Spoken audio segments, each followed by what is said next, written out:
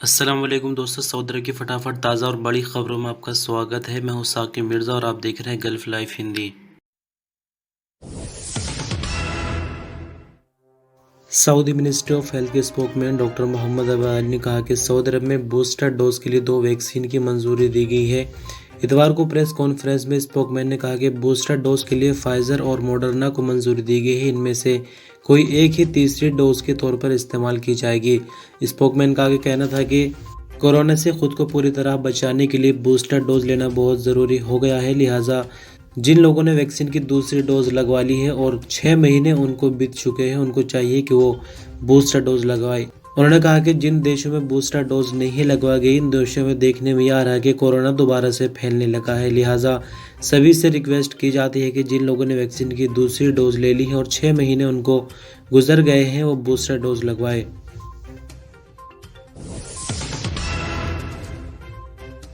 Saudi अरब के नए immigration कानून के तहत जो लोग सऊदी अरब से डिपोर्ट किए जाते हैं, उन पर हमेशा के लिए पाबंदी लग जाती है। दरअसल आपको बता दें कि जवाजात से एक अजनबी वर्कर की तरफ से सवाल पूछा गया, जिसमें कहा गया है कि 6 साल पहले उनको सऊदी अरब से डिपोर्ट किया गया था, क्या वो सऊदी अरब वापस आ सकते हैं। संबंधित विभाग की तरफ से जानकारी दी गई कि डिपोर्ट होने वाले अजनबी वर्कर नए कानून के मुताबिक सऊदी अरब में किसी वर्क वीज़ा पर नहीं आ सकते। ऐसे लोगों पर जिंदगी भर का बैन लगाया जाता है, जबकि ऐसे लोग उम्रा या सिर्फ हज की वीज़ा पर आ सकते हैं। आपकी जानकारी के लिए बता दें कि नए कानून से पहले इस तरह की पाबंदी नहीं थी, बल्कि ऐसे लोगों पर 3 से 10 साल तक का बैन लगाया जाता था। लेकिन मार्च के महीने से जिस तरह से नया कानून लागू हुआ है, उसके बाद जो लोग जेल के थ्रू डिपोर्ट हो रहे हैं, उन पर जिंदगी भर का बैन लग रहा है।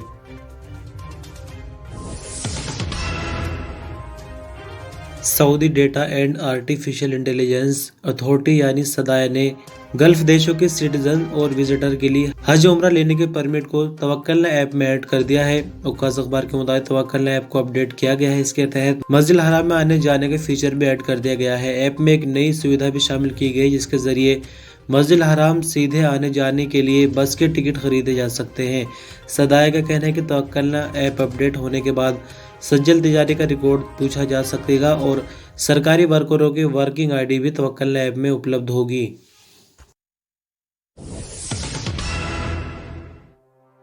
सऊदी अरब में इतवार को उमरा ज़ायरीन बारिश के दौरान खाने काबा का तवाफ़ करते रहे। अल अखबारिया के मुताबिक मस्जिद हराम में बारिश के दौरान तवाफ़ और नमाज के मंजर सोशल मीडिया पर वायरल हो गए हैं।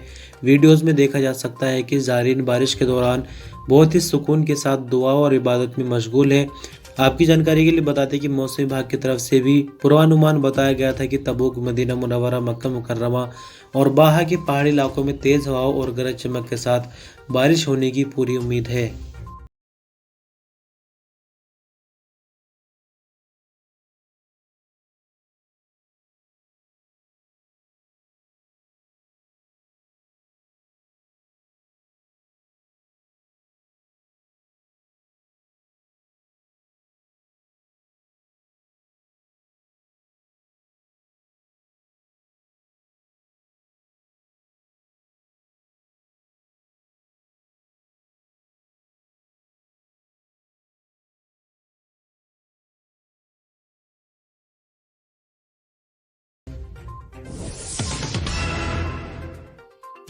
सऊदी अरबियन एयरलाइंस यानी अल सऊदिया के एग्जीक्यूटिव चेयरमैन इब्राहिम कोशी ने कहा कि अल सऊदिया 2022 में अपनी फ्लाइटों का दायरा 200 एयरपोर्ट तक फैलाने का इरादा रखती है। अल अरबिया नेट के मुताबिक अल सऊदिया स्पेशल जहाज ले रही है जो 2022 तक उपलब्ध होंगे। कम बजट एयरलाइन फ्लाई अदील से भी काम लिया जाएगा। 2030 तक 200 एयरपोर्ट्स के लिए फ्लाइट चलाई जाने लगेंगी।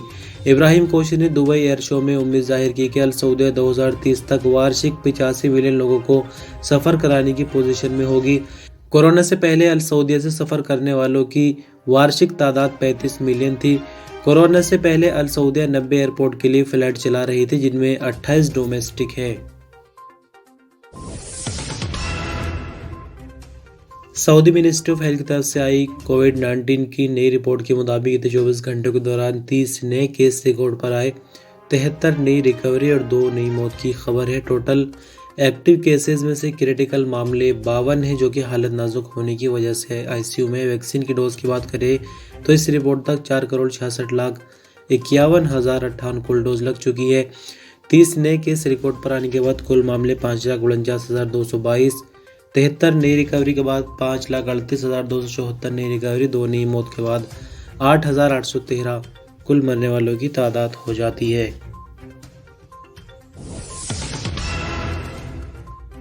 सऊदी अरब की राजधानी रियाद में चल रहा फाल्कन मेला 27 दिन जारी रहने के बाद खत्म हो गया। सऊदी प्रेसिडेंसी के मुताबिक मेले में कुल 83,47,000 रियाल का कारोबार हुआ है। फाल्कन मेले के आखिरी दिन 3 बाजों पर बोली लगाई गई, जिनकी कुल कीमत 2,55,000 रियाल रही। मेले के खत्म होने पर मैनेजमेंट ने सभी हिस्सा लेने वाले यानी पार्टिसिपेंट का शुक्रिया अदा किया और नए सीजन में और नई सुविधाओं के साथ वापस आने का वादा किया। Saudi ministry of human resources के स्पोकमैन ने कहा कि सरकारी और प्राइवेट कंपनियों के 92.5% से ज़्यादा वर्करों ने कोरोना वैक्सीन लगवा ली है। सऊदी प्रेसिडेंसी के मुताबिक इतवार को प्रेस ब्रीफिंग के दौरान स्पोकमैन साद अल हमद ने कहा कि सरकारी और प्राइवेट सेक्टर्स में वैक्सीन लगवाने वालों को रेशियो तसल्ली बख्श है।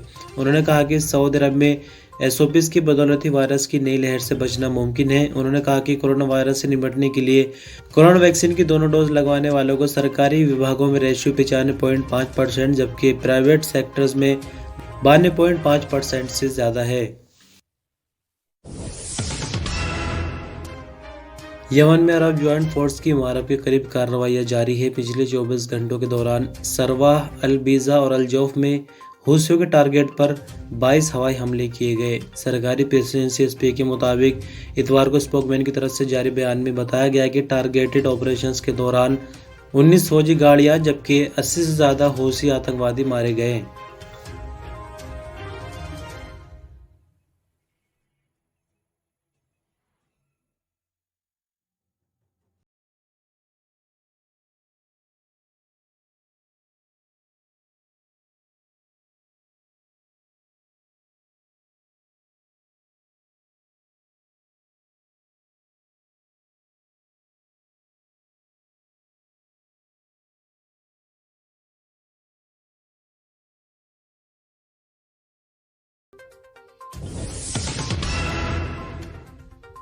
सऊदी मिनिस्ट्री ऑफ इंटीरियर ने झूठ और धोखाधड़ी की वजह से स्नैपचैट एक्टिविस्ट को हिरासत में लिया है। सबक वेबसाइट के मुताबिक इस एक्टिविस्ट ने किसी अनजान व्यक्ति की तरफ से ब्लैकमेल होने का दावा किया था। मिनिस्ट्री ऑफ इंटीरियर ने कहा कि हिरासत में लिए गए शख्स ने स्नैपचैट पर वीडियो अपलोड करके दावा किया था कि किसी अनजान व्यक्ति ने उसे ब्लैकमेल करने की कोशिश की है। वीडियो में उसने दावा किया कि ब्लैकमेलर ने उससे बहुत बड़ी रकम मांगी है। मिनिस्ट्री ने कहा कि पूछताछ करने पर पता चला कि शख्स के दावे में कोई हकीकत नहीं। जबकि उससे पूछताछ के दौरान ब्लैकमेलिंग के बारे में पूछा गया तो उसने कहा कि उसने सिर्फ व्यूज़ और लाइक लेने के लिए झूठी कहानी गढ़ी है। मिनिस्ट्री ने कहा कि लोगों को धोखा देने और झूठ बोलने पर उसे हिरासत में लिया गया है, जबकि साइबर क्राइम के इल्ज़ाम में उसे संबंधित विभाग के हवाले कर दिया गया है, जहां पर कानून के मुताबिक उसे कठोर सज़ा दी जाएगी। तो इस तरह से दोस्तों खबरों का सिलसिला बस यहीं ख़त्म हो जाता है। शुक्रिया, अल्लाह हाफ़िज़।